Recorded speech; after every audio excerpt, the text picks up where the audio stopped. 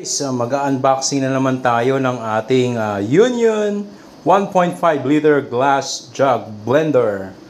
So for fruits and vegetable, alcoholan muna natin siya, ha. So this is for 1.5 liter, 4 speed. So pwede natin siya sa avocado or sa mangga or papaya or hinog na mangga or sa prutas. So, pwede na sa singkamas. So, i-blender natin siya together with ano. So, ayan, unboxing ko na siya. Unboxing. Ayan. May styrofoam pa. O, yun. Blender. Pagkakalagay na natin to.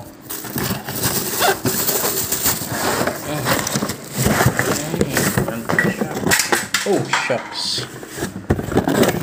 Lagyan muna natin ito sa baba. Nalaglag. So yan, pag unbox mo, yun yung makikita mo. Ito. Ayan. So unbox natin siya. Okay.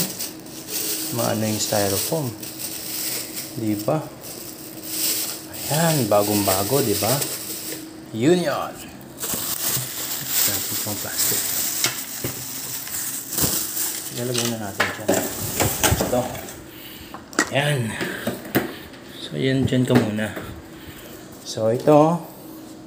So, yun yun.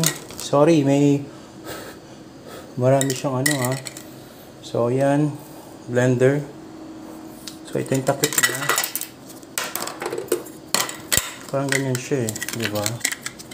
Tsaka ito yung ano niya. So, ayan. Hugasan na natin siya kasi medyo maraming styrofoam. Kasi matagal siya nalagay siguro sa stock room, eh. So